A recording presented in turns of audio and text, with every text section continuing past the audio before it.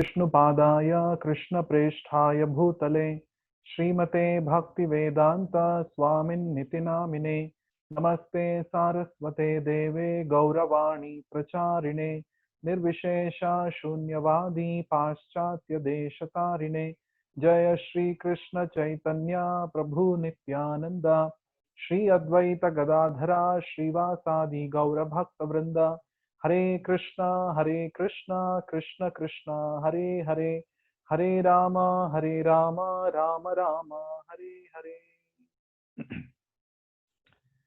Hare Krishna and good evening all of you, and welcome all of you for today's session, the third session of Knowledge Ikosagan series. This series is based on the 20 items of knowledge that Lord Krishna describes in the 13th chapter of the Bhagavad Gita. So previous 2 weeks, we have discussed two particular topics. One is humility, the other one is pridelessness. So today we are going to the third item of knowledge, that is ahimsa or non-violence. This presentation we would dedicate to our beloved spiritual master, His Divine Grace, A.C. Bhaktivedanta Swami Prabhupada, who actually took this knowledge of Krishna consciousness all over the world and transformed and is continuing to transform millions and millions of souls all over the world. So we dedicate this session to His Divine Grace. Let's go to the beginning of today's session. In the beginning, we shall try to understand the meaning of the word ahimsa or non-violence. This word non-violence is used by many people, many leaders, many politicians, many religious leaders, and it is most widely used term, and we also study about this in our social sciences. So what is this non-violence? So according to the definition given by our Acharya Srila Prabhupada, non-violence is generally taken to mean not killing or destroying the body, but actually non-violence means not to put others into distress. Through our activities, through our words, we should not put others into distress. That is real ahimsa, non-violence.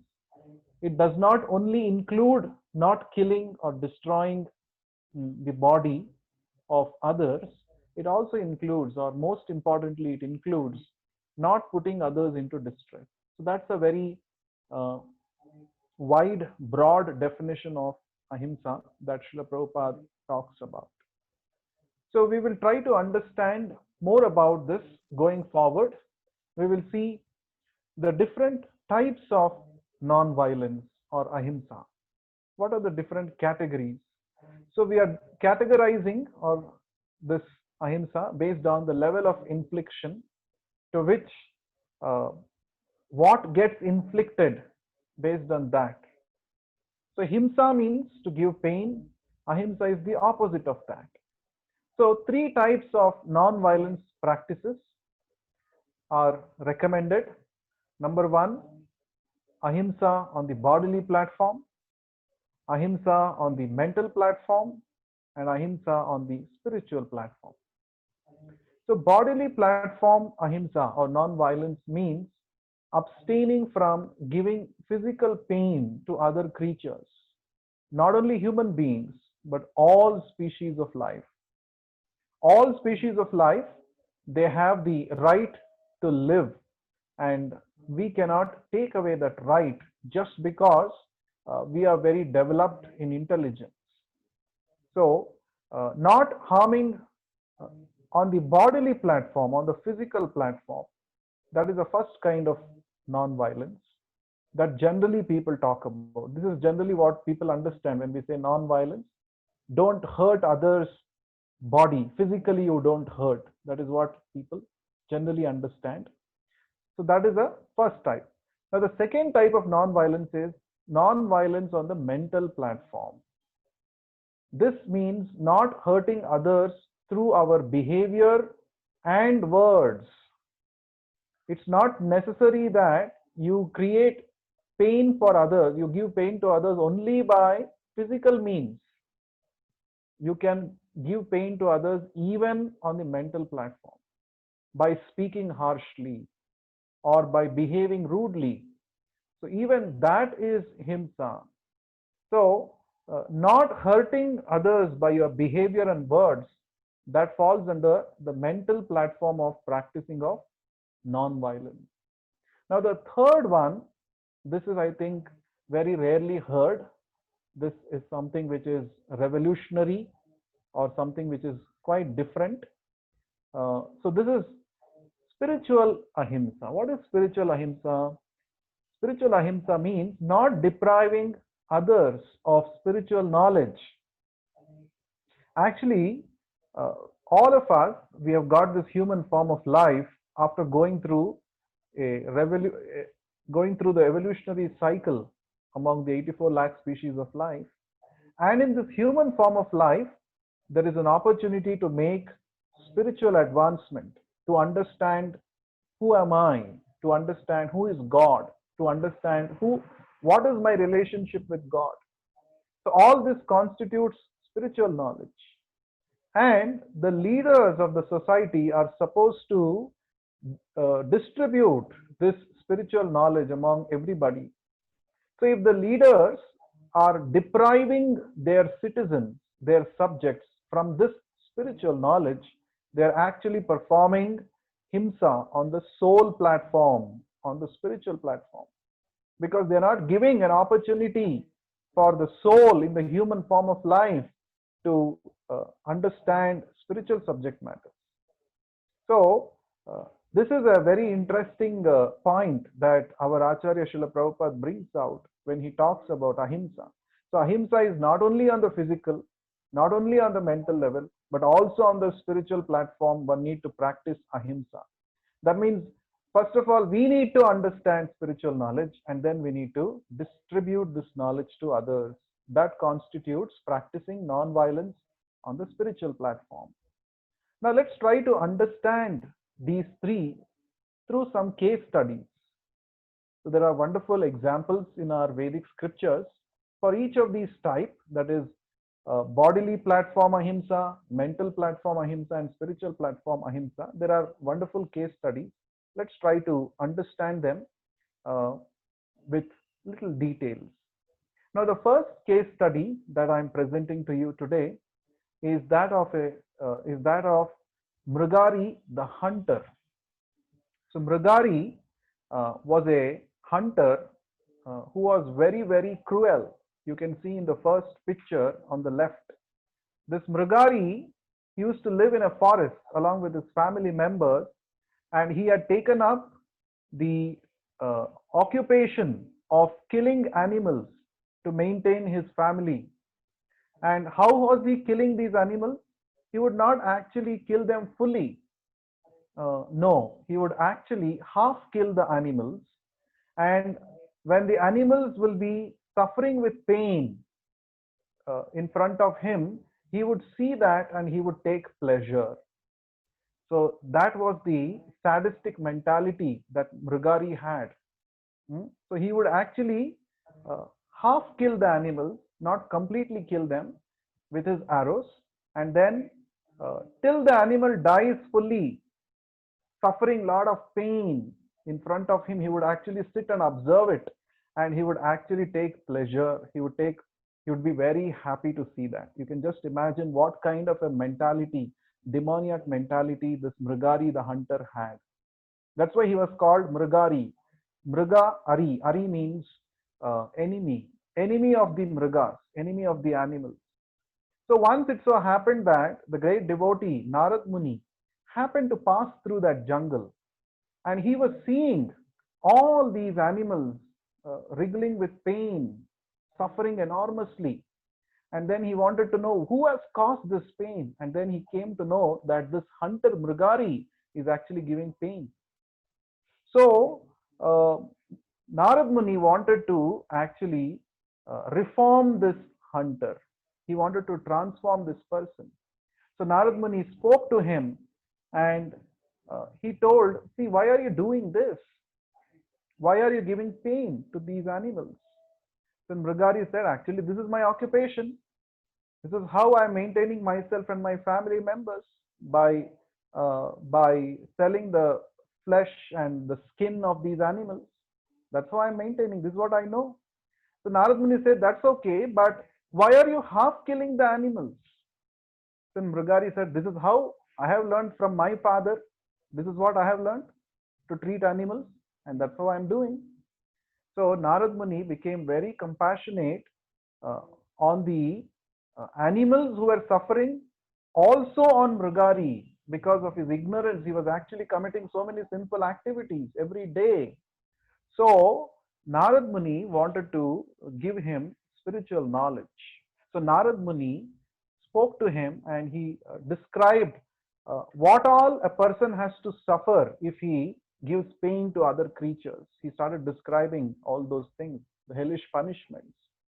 And he said, actually, you should give up all this sinful activities. It is not possible. If you want to be really happy, you have to give up killing these animals. Then Mrigari's natural question was, if I give up this occupation, who will take care of me and my family? Isn't it? Who will take care? So then Narad Muni said, don't worry, that I will arrange. You first give up this profession, sinful profession of harming animals, innocent animals. So by that time, because of Narad Muni's association, the pure devotees association is so powerful, anybody can get transformed because of that association. So there was a transformation in the mind of Mrigari, and he said, all right, I accept you as my guru and I will give up this sinful profession. So Narad Muni told him, you just give up all these sinful activities, you sit down in a place and chant the Hare Krishna Mahamantra, chant the holy names. So with some faith, Mrigari followed that. Meanwhile, what happened? This news spread everywhere in the neighboring villages that this Mrigari the hunter has now become a devotee. So naturally, everybody were very, very surprised. How can such a cruel-hearted person, how can he become a devotee? So they started visiting his place. They wanted to see personally how this Mrigari has become a devotee. So it is a custom that when you visit a saintly person, you don't go empty-handed. You always take something with you, some present, some gift. So all these villagers who were coming to see Mrigari, they were bringing with them various kinds of grains, rice, wheat, and they brought fruits, vegetables, pulses, dal, so many things they were bringing. Huge quantity. Everybody, thousands of people visiting Mrigari, and they would come, they were astonished to see, and they were giving all these different presentations, food items to Mrigari, and they were going away. So much grains were accumulated that Mrigari and his family, they used to cook food from all these items, and they would offer to Krishna, and they would distribute prasadam to everybody who would visit. So this was the arrangement Narad Muni had made actually. So Narad Muni, he inspired Mrigari to give up his sinful activities, and in return he was taking care of his livelihood. So every day people would come, people would bring one or the other foodstuffs, and in this way there was no problem for maintaining Mrigari and his family. There was no problem at all. That's why it is said, if we have faith in the Lord and take up devotional service, it is the Lord's responsibility to arrange for our livelihood. We don't have to worry at all. We must have that faith. Avashya Rakshabe Krishna, E Vishwasa Palana. Definitely Krishna will protect me. This kind of a firm faith we must have. Then you can see Krishna's wonderful reciprocation. So this happened for a long time. Every day people would come and visit Mrigari, and they would bring a lot of foodstuffs, and in that way they would distribute prasadam, and even the family of Mrigari was taken care. Now Narad Muni wanted to see how my disciple is making progress. So after some time, Narad Muni, along with his friend Parvata Muni, both of them, they wanted to come and see this Mrigari, How is he faring? What is he doing? So both of them, they came to Mrigari's hut. So Mrigari was sitting and he was chanting the Hare Krishna Maha Mantra, and mm, he saw that his Gurudev, his spiritual master, Narad Muni, is coming to visit him from a long distance. He could see that. So immediately, with great haste, Mrigari started walking towards Narad Muni. He wanted to go and offer his obeisances. So then, when he was coming, on the way, he saw there was a colony of ants. There were many ants on the street, and he was very, very careful that he would not trample them and kill. So, as you can see in the second picture, so Mrigari with his upper cloth, he's trying to, he's trying to clear the path. He's trying to make sure that the ants do not get trampled. He's pushing them aside. So when this was noticed by Narad Muni's friend Parvata Muni was surprised. This Mrigari, a few months ago, he was such a sadistic person that simply by seeing the animals half killed, by seeing their suffering, he would take so much pleasure. Now that same Mrigari has now become so elevated that he is not ready to kill even an ant. Look at the transformation that has happened in Mrigari. See, this is the power of association with a pure devotee. Sadhu Sangha, Sarva Shastra Kohe, Lavamatra Sadhu Sangha, Sarva Siddhi Hoye. It is said, even a moment's association with a pure devotee of Krishna can actually give us the ultimate perfection. And we can see that in Mrigari's life. So, this is an example of how a person was practicing himsa on the bodily platform, and by taking up spiritual path, he gave up that himsa. He practiced complete, perfect ahimsa. So that is the first case study. Let's go to the second one, the case study for the mental platform.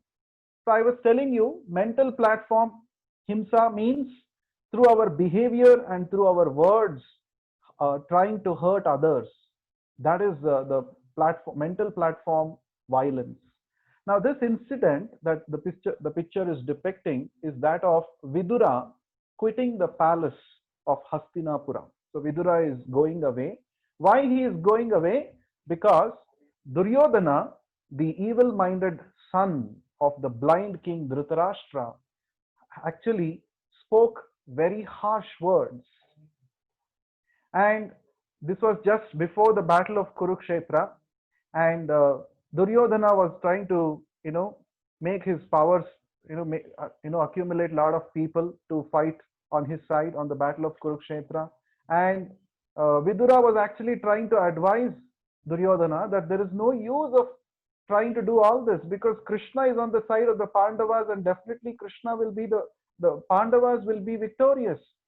So you better accept this fact and surrender to Krishna. At least your life will be saved. So Vidura was trying to tell for the good of Duryodhana, but Duryodhana did not, instead of actually taking his advice, Duryodhana spoke harshly against his uncle Vidura. So this is an example for himsa on the mental platform. He spoke such harsh words that Vidura, he could have actually countered, or he could have actually cursed. Because who is Vidura? Vidura is incarnation of Yamaraj. He is very powerful, but still he did not counter. He did not counter curse this Duryodhana. He simply thought that this is an opportunity for me to give up this material affairs, and he took up he went into pilgrimage. He started visiting many holy places and seeking the association of saintly people over there. He thought that this is a great opportunity that Krishna has provided me. He didn't participate in the battle of Kurukshetra, but instead he went to the place of pilgrimage. Now, what Vidura practiced here is ahimsa on the mental platform. He did not speak a harsh word against Duryodhana, even though he was wrong. He did not take any action against him, but he just went away. He just went away. So this is an example for ahimsa on the mental platform. Now, the third case study, that is Ahimsa on the spiritual platform. This is again about the great devotee Narad Muni. So Narad Muni, his only business is to travel all over the universe freely, chanting the holy names of the Lord and trying to enlighten everybody in this world about devotional service, how to become a devotee of Krishna. So that is his only goal. He wants to make more and more people practice devotional service and perfect their lives. That is his goal. So Narad Muni once happened to meet a huge number of young men sitting in a sacred place, and they were actually performing tapasya. They were the sons of Daksha Prajapati. They were all ordered by their father Daksha Prajapati to perform severe tapasya so that they can get a good woman and then increase the population through that. So they were all very nicely practicing this tapasya, meditating on the Supreme Lord. So when Narad Muni saw these Daksha Prajapati's sons so well behaved and they were practicing all the principles of dharma so nicely, so he actually took compassion upon them. He said, so why do you want to actually deprive yourself about why do you want to deprive yourself of the highest benefit of completely surrendering to Krishna? Why are you actually performing tapasya to get some material benefit? Simply engage in pure devotional service. You just worship Krishna and chant his holy names and you'll become completely pure. You'll become free from all kinds of material attachments.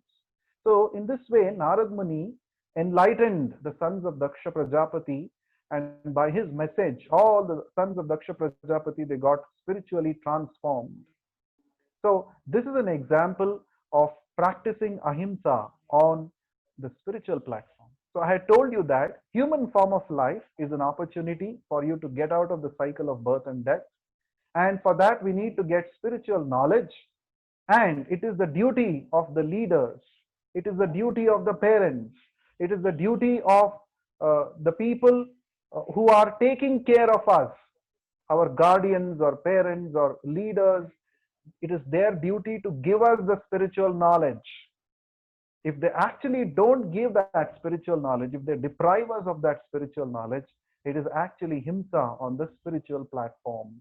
So Narad Muni is a perfect example of actually distributing the spiritual knowledge to one and all, and thus he's performing the spiritual ahimsa. Now let's go to the next part. We'll try to understand how to practice this non-violence. Okay, we understood non-violence is very important. It has a broader perspective. Now, how do we practice non-violence in our daily lives?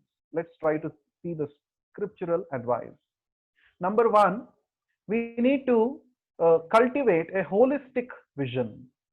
We can actually practice ahimsa only when we develop this holistic vision. What does holistic vision mean? Seeing everybody, everything in this world, every person in this world as a part and parcel of Krishna. This is the complete holistic vision. Vidya Vinaya Sampanne Brahmane Gavi Hastini Shuni Chaiva Shwapakecha Pandita Samadarshinaha. This is a verse in the 6th chapter of the Bhagavad Gita, which means the humble sages, by virtue of true knowledge, see with equal vision a learned and gentle Brahmana, a cow, an elephant, a dog, and a dog eater. That is very well depicted in this picture also. So the sage is seeing everybody connected with Krishna. He is seeing Paramatma in everyone's heart. And this is called holistic vision. Why do we give pain to others? Because when we see them disconnected from, when we don't have a bigger picture, right? When we understand, by cultivating true knowledge, when we understand that me, others, everybody are sons of the same Supreme Lord, Krishna. We are all part and parcel of the same Lord, Krishna. When we develop this vision, then we will not harm anybody, either physically, mentally, or spiritually, right? We will be actually, at least even if we don't do good for others, we will abstain from doing bad to others. So that's why it is very important to cultivate this holistic vision. So we have to practice this. How to practice this?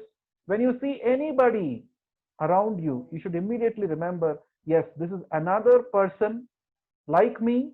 He's also an individual soul. He's got a different body, but he is also part and parcel of Krishna. Just like I am part and parcel of Krishna, he is also part and parcel of Krishna. Sometimes it so happens that great environmentalists, they do propaganda to save trees. They say trees are very important for us. We should save them. There are many movements to protect trees. So they say that we have to protect the environment and all those things. But the same environmentalists, they go back home after their big debates or big lectures and fights to protect the trees. They go back home and they eat meat. You see the duplicity here? So they are saying we should protect the trees because they're beneficial to us. But what about killing animals? They kill animals and eat the flesh. So that means they have not fully understood, they have not got a holistic vision. It is actually duplicitous behavior. We have to become free from this kind of a duplicitous behavior. Not only the plants, animals, all the creatures have their right to live, and they're all parts and parcels of Krishna. This is the holistic vision that we need to develop. The next thing that we can do in order to practice ahimsa, the next advice that the scriptures give us, is that we need to follow the regulative principles. Regulative principles are 4 in number: no meat eating, no intoxication, no gambling, and no illicit sex. So, this no meat eating is actually a very important principle. So, Srila Prabhupada says in the purport of the 16th chapter of verses 1 to 3, ahimsa means not arresting the progressive life of any living entity. One should not think that since the spirit spark is never killed, even after killing the body, there is no harm in killing animals for sense gratification. People are now addicted to eating animals in spite of having an ample supply of grains, fruits, and milk. There is no necessity for animal killing. This injunction is for everyone. So Prabhupada is saying that why we should not kill animals? Because when you're actually killing the body of an animal, you're actually interfering with its cycle of evolution. All the species on this planet, including human beings, we are all going through the cycle of evolution from the lower species to higher species. So all the animals are going through this cycle. Now when we kill some animal, actually we are interfering, we are delaying the process. And because of that, we don't have any right to take away somebody's life in that way. So we are causing trouble to that animal. So this picture is very nicely depicting the principle of reaction. You see, the animal's face and the human being's face are interchanged. What does it mean? It means that in this life, the human being is killing the animal and eating its flesh. In the next life, the animal will be born as a human being and killing this person. So therefore, it's very important to follow this principle of no meat eating. No meat eating helps us to develop real compassion and mercy, which is a very important pillar of spiritual life. So we should be compassionate and we should not kill animals. This is an injunction in the Vedic scriptures. The last thing that we can practice, the scriptural advice to help us practice non-violence. Can we go to the next slide? Yes. As I was telling, very important, spreading the message of Krishna consciousness. By spreading the message of Krishna consciousness, you are actually performing the highest kind of ahimsa. We have already discussed that it is so important not to deprive anybody of the spiritual knowledge. So Chaitanya Mahaprabhu has ordered everybody who has taken birth in this holy place called India. Chaitanya Mahaprabhu is saying, Bharata bhumite haila manushya janma yar, janma sarthaka kari kara paropakar. Which means one who has taken his birth as a human being in the land of India, Bharatavarsha, should make his life successful by himself practicing Krishna consciousness and work for the benefit of all other people by helping them to revive their Krishna consciousness. So, one simple thing that you can do, you can meet anybody, just tell them to chant Hare Krishna mantra. Just tell them to read Bhagavad Gita. Whether they take it up or not, that's not in our hands, but we can request them to chant. So, in this way, we are practicing the highest kind of ahimsa, of helping the soul to become free from the material cycle of birth and death. So, these are the three things. To recapitulate again, the three things that the scriptures are saying. Can we go to the next slide? So, three things to sum up: cultivate a holistic vision. See, everybody is a part and parcel of Krishna. Therefore, you don't have right to harm anybody, and everybody have the right to live. And secondly, follow the regulative principle of no meat eating, because it's very important for us to develop compassion. If we do not have compassion, it's not possible for us to make spiritual advancement. It's not possible for us to please Krishna. And thirdly, spread the message of Krishna consciousness to one and all as per your means. So, somebody may say, Prabhu, I may not be able to directly spread the message. No problem. There are devotees who are spreading the message. You can help them by giving your time, by doing some seva, or by giving your hard-earned money, by contributing Lakshmi. So in this way, you can also be an instrument in spreading Krishna consciousness. So this is how we can practice ahimsa in our daily life. Let's go to the next slide. Yes. So we come to the end of the session. I request all of you to please make a note of this link and give your valuable feedback to us. So I want each one of you to please give your feedback, because your feedback is very important. So I just want to know how you are feeling attending this session, because it's very important so that we can improvise on our sessions, on our presentations. So let us all chant Hare Krishna Mahamantra together. You can repeat after me, or you can chant together. We'll chant together. Shri Krishna Chaitanya Prabhu Nityananda Shri Advaita Gadadhara Shivasadi Gaura Bhakta. 3 times we will chant the Hare Krishna mantra together. Hare Krishna, Krishna Krishna, Hare Hare, Hare Rama, Rama Rama, Hare Hare. Hare Krishna, Krishna Krishna, Hare Hare, Hare Rama, Rama Rama, Hare Krishna, Krishna Krishna, Hare Hare, Hare Rama, Rama Rama. So I request all of you to please practice the chanting of Hare Krishna Mahamantra every day, at least 108 times. This is the easiest way to meditate on the Lord and also to get His blessings. So, is there anyone who would like to ask a question, since we have 2 more minutes remaining? So if you have any questions, anyone wants to say something, want to make a quick comment, you are free to do so. We have about 2 or 3 minutes left. Hare Krishna, Prabhu. Hare Krishna. Yes. Harshit. Yeah, Prabhu. So it was a very nice session. So Prabhu, I would like to ask one thing, like in as per scriptures, the fundamental duty of our parents is to make ourselves familiar with spiritual values and to make ourselves aware of Lord Vishnu and Lord Krishna.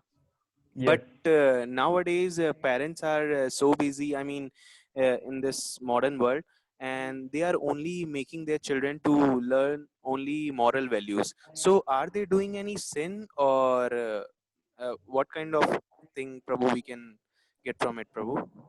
Yeah, very good question. Actually, with any position comes responsibility also. In the 5th canto of Srimad Bhagavatam, Lord Rishabdeva is saying that one should not become a father, or one should not become a mother, one should not become a guru, or one should not become a devata if he is not able to give spiritual knowledge to his dependents. So it is a very clear understanding that is there. So yes, we generally think that taking care means just taking care of the material needs. No. So children, the parents have caused, because of them, the children have come to this life. So now the parents should also give spiritual knowledge to the children. That is also a duty. And if they don't do the duty, yes, it is sinful, right? It is sinful. It is definitely not at all good. So therefore, it's very important, at least through this Krishna consciousness movement, there are many people who are becoming aware of this. And all you devotees also, in the future, when you become parents, it's very important that you bring up your children in a Krishna conscious way. Okay, so I think it's time up now. So we'll have to say Hare Krishna. We'll have to say goodbye. We will meet again on Friday evening at 7 p.m. We have another session. So thank you all for giving your valuable time and being a part of this session. It was very nice being with you and sharing this knowledge with you. Thank you so much. Hare Krishna. Hare Krishna. Thank you, Prabhu. Krishna Thank you Prabhu. so much. Hare Krishna Prabhu. Hare Krishna.